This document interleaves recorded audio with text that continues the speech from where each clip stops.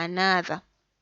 Okay, if you have understood there, we're going to see about the osmosis. So the osmosis, what does it mean? This osmosis, this is the movement of water molecules from the region of high water concentration to the region of low water concentration, but without forgetting through the semipermeable membrane. When I say high water concentration, namaanisha sehemu ambapo kuna maji mengi, na sehemu kama kuna maji mengi manake amount ya solutes itakuwa ni chache. If you remember in form 1 you learned about the solutes and the solvent. So hapa ni kwamba maji yanakuwa yanatoka ile sehemu ambapo yako kwa wingi yanaenda ile sehemu ambapo yako kwa uchache, lakini pia yanakuwa yanapita kwenye membrane ambayo tunaita nini? Semipermeable membrane. So osmosis can also be defined as the process by which water molecules diffuse across a cell membrane from an area of high concentration to an area of lower concentration. When I say higher concentration, I mean the region with a high amount of water. And lower concentration, I mean the region with the low amount of water. So maji yatatoka ile sehemu ambapo yako kwenye amount kubwa kwenda sehemu ambapo yako kwenye amount ndogo. So in other word I can say osmosis ni kama vile ni aina ya diffusion, lakini yenyewe inahusisha liquid, lakini pia ina involve semipermeable membrane, kwamba maji yatakuwa yanapita through the membrane. Mfano nikichukua kiazi nikakiweka kwenye maji ambayo yana chumvi, maana yake maji yataanza kumove kule sehemu ambapo yataanza kumove kutoka ndani ya kiazi kwenda nje, ili yajaribu kuequalize the amount of water between inside the potato and outside the potato. Sasa ile cover ya kiazi ile ndio ina act kama cell membrane. I hope you've understood there. So osmosis does not require cell to expend energy. As I said, osmosis is among the passive transport system. Kwa nini? Kwa sababu haihitaji nini? Haihitaji energy. And also osmosis is the passive transport of water. So kwa nini haihitaji energy? Ni kwa sababu it depends only on the concentration gradient. And also the semipermeable membrane, these are the membrane which is only permeable. When I say permeable, I mean inaweza kupitisha vitu baadhi na vingine haviwezi kupita. Sasa semipermeable membrane ambayo tunaizungumzia hapa ni ile ambayo inaweza kupitisha maji, ambapo maji tunayachukulia ni very small particles, lakini pia haiwezi kapitisha solutes ambazo they are large. So semipermeable membrane inakuwa kama ina vitundu ambavyo vinaweza vikapitisha vitundu vidogo vidogo ambavyo vinaweza vikapitisha maji ila haviwezi vikapitisha solutes. I hope you've understood there. Another one is the example of semipermeable membrane are cell membranes and pig's bladder. Okay, so these ones, the cell membrane. Cell membrane inaweza ikapitisha baadhi ya substance na haiwezi ikapitisha baadhi ya substance. So hii cell membrane ina act kama nini? Semipermeable membrane. Lakini cell wall is not a semipermeable membrane because it allows most of the substance to pass through. Okay, so as you can see here, water has a cycle with this small cycle with the blue color, and the sugar is this small cycle with green color. So as you can see in this side we have low sugar concentration. As you can see, we do not have any sugar here, but here we have high sugar concentration. So where do you think water will move from? The water will move from this side where there is in high concentration to this side where there is in low concentration. Na hii process itaendelea mpaka pale ambapo maji yaliyoko upande huu na maji yaliyoko upande huu yatakapokuwa yanalingana.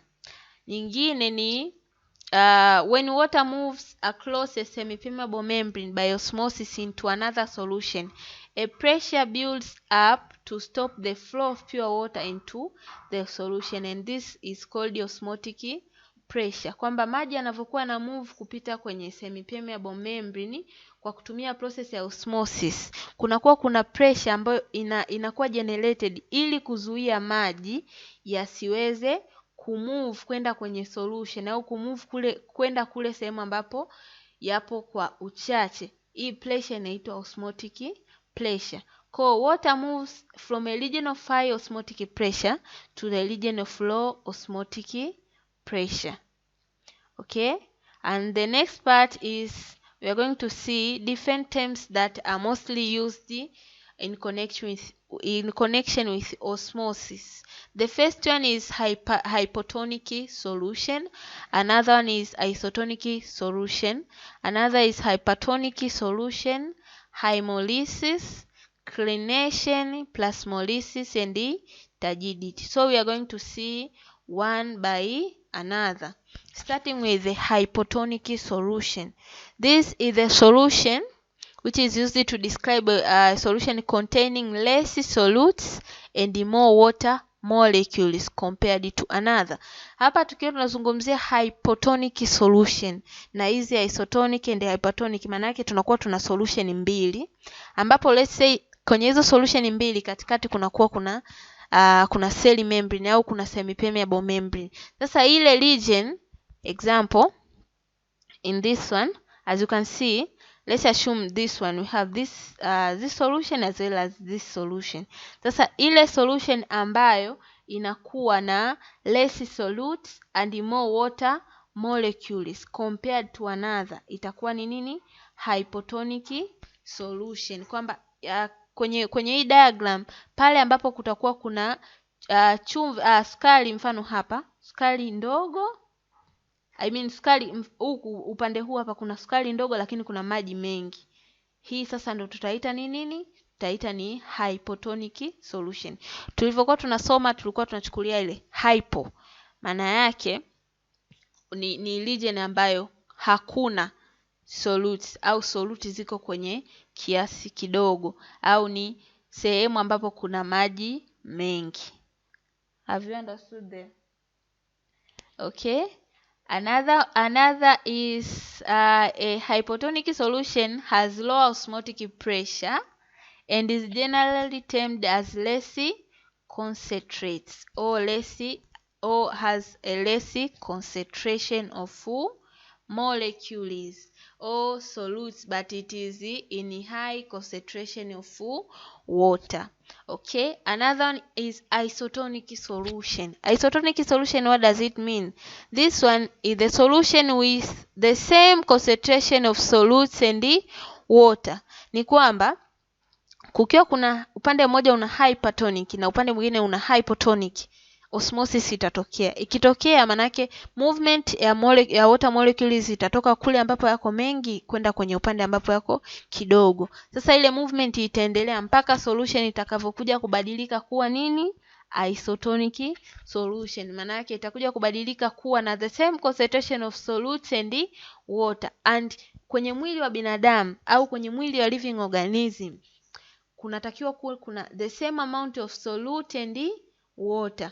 Kwa hiyo sasa osmosis itaendelea mpaka pale ambapo osmotic solution itakuwa attained au osmotic condition itakuwa attained, mpaka pale ambapo maji yatakuwa sawa na nini? Na solutes, au maji yatakuwa labda sawa na sukari ndani ya mwili. Another one is hypertonic solution.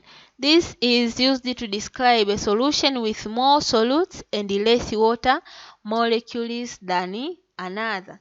This one has more solutes. Hyper ni high. Any high you understand kwamba ni nyingi. Kwa hiyo hypertonic is high amount of solutes, kwamba solutes zinakuwa ni nyingi ukilinganisha na nini? Na maji. Kwa kama solutes zikiwa ni nyingi ukilinganisha na maji, maana yake maji yatakuwa na move kutoka kwenye hypotonic solution kwenda kwenye hypertonic solution mpaka ambapo zile solution mbili zitakuwa ni nini? Isotonic solution. So hypertonic solution has high osmotic pressure and is generally termed as more concentrated solution. When I say more concentrated, I mean it has high amount of solutes. Maana yake kama ni sukari, maana yake ina sukari nyingi ukilinganisha na nini? Na maji. I hope you have understood there. Another one is hemolysis. This hemolysis refers to the destruction of the red blood cells, which is broadly termed as the reduction of the lifespan below 100 days. Normally siku 110 mpaka 120 days. Hemolysis kwa Kiswahili ni kwamba red blood cells zinapasuka, kwamba kama red blood cells zimewekwa sehemu ambapo kuna maji yako mengi kwenye red blood cells have been placed in a solution with a high amount of water comparing to the inside. It means water will tend to move from outside to inside. Sasa maji yakiwa na move kuingia kwenye seli, itafikia mpaka stage ambapo ile seli itaabsorb maji, na kwa sababu haina seli wall itapasuka. Ikipasuka ile ndo tunaita nini? Hemolysis. Have you understood? Okay, another one is the clination. This is a contraction or shrinkage of a cell after exposure to hypotonic solution due to the loss of water through osmosis. Clination ni kwamba seli inasinyaa. Ikisinyaa inasinyaa kwa sababu gani? Inakuwa imewekwa kwenye hypertonic solution, ambapo imewekwa kwenye sehemu ambapo kuna high amount of what? Of solutes. Maana yake maji yatamove kutoka ndani ya seli kwenda wapi? Nje. Ikipoteza maji mengi seli inasinyaa. Na nyingine ni plasmolysis. This is when a plant cell loses water after being placed in a solution that has high concentration of solutes than the cell does. Maana yake plasmolysis inatokea baada ya seli especially the plant cell kuwekwa kwenye hypertonic solution. And also it is this solution is known as hypertonic solution.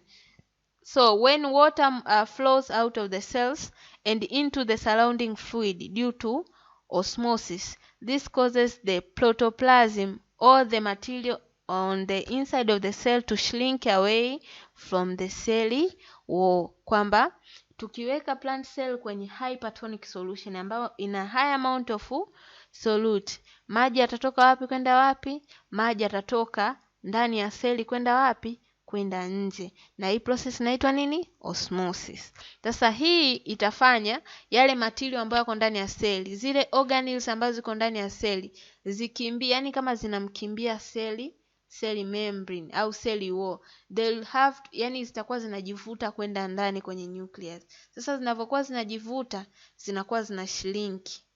Sawa? Kwa zikishrink pale zinakuwa kama vile zinapunguza ile kwanza zimesha lose water. Kwa zinapunguza ile consumption of water. Sasa ile process ndio inaitwa nini? Plasmolysis. Okay, another one is the turgidity. Turgidity, this is the full expanded condition of a cell with its cell wall stretched due to excessive accumulation of water. Kwamba hii ni kwamba ni pale ambapo seli inakuwa ina absorb water. Ikiwekwa kwenye aina gani ya solution? Ikiwekwa kwenye hypotonic solution itakuwa inachukua maji. Inavyokuwa inajichukulia maji, especially the plant cell, itafikia condition ambapo itakuwa very hard. Na plant cell because it has cell wall, it won't burst. Kwa kama haita burst itafikia stage ambayo inaitwa nini? Turgidity. So the outward pressure exerted by the cell fluid on the cell wall is called turgor pressure, and the inward pressure exerted on the cell content by the stretched cell wall is called wall pressure. Kwamba pressure ambayo inatolewa na cell fluid on the cell wall inaitwa nini? Turgor pressure. Kwamba zile fluid au zile content za cell zina produce pressure. Ile pressure ndio inaitwa nini? Turgor pressure. Na pressure ambayo inakuwa produced the inward pressure exerted on the cells content by the stretched cell wall. Ile pressure ambayo inakuwa produced by the cell wall ndio tunaita nini? Wall pressure. Okay, thank you for listening. I wish you all the best and welcome